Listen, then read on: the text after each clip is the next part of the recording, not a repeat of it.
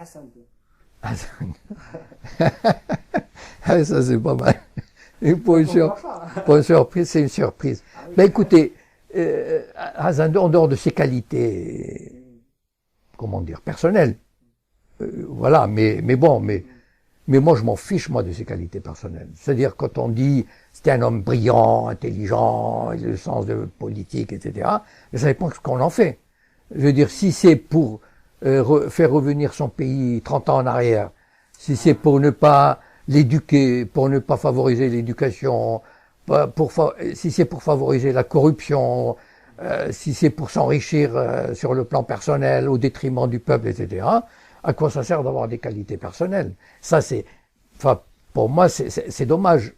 C'est dire que le Maroc, avec Hassan II, a reculé, en 40 ans de règne, a reculé de 40 ans, voilà.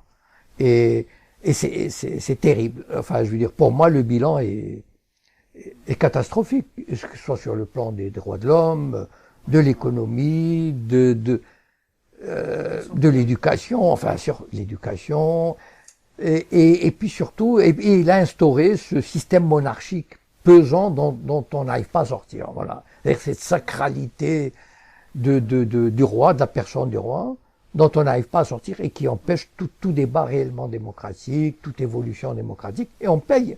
Enfin, moi, je trouve qu'on paye très très cher cette monarchie absolue. Wassalamu alaikum wa rahmatullah.